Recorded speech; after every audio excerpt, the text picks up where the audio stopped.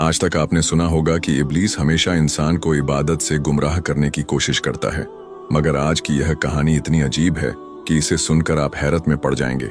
एक शख्स अंधेरी रात में नमाज अदा करने के लिए अपने घर से निकला।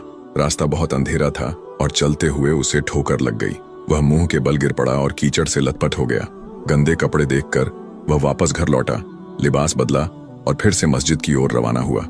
अभी कुछ ही कदम चला था कि उसे दोबारा ठोकर लगी और वह फिर गिर पड़ा, मगर उसकी हिम्मत कम न हुई।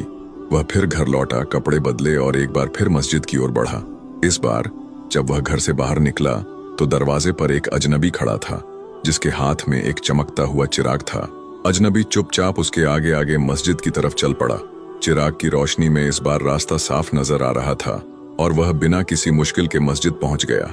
मस्जिद के दरवाजे पर वह अजनबी ठहर गया और नमाजी अंदर चला गया। नमाज अदा करने के बाद जब वह बाहर निकला तो देखा कि वह अजनबी अभी भी खड़ा था, मानो उसे घर छोड़ने आया हो। नमाजी को अजनबी पर शक हुआ और उसने उससे पूछा, आप कौन हैं? अजनबी ने जवाब दिया, मैं इब्लीस हूं। यह सुनकर नमाजी हैरान रह गया और बोला, शैतान मुझे मस्जिद तक कैसे छोड़ने आया? तेरा काम तो लोगों को गुमराह करना है। इब्लीस हंसते हुए बोला, जब पहली बार तू गिरा तो अल्लाह ने तेरे सारे गुनाह माफ कर दिए। जब दूसरी बार गिरा तो अल्लाह ने तेरे पूरे खानदान को बख्श दिया। मुझे डर था कि अगर तू तीसरी बार गिरा तो अल्लाह पूरे गांव को बख्श देगा, इसलिए मैं चिराग लेकर आया ताकि तू बिना गिरे मस्जिद पहुंच जाए। यह सुनकर नमाजी की आंखों में आंसू आ गए। उसने सजदे में गिरकर अल्लाह का शुक्र अदा किया कि उसकी मेहनत और नियत को अल्लाह ने कबूल कर लिया।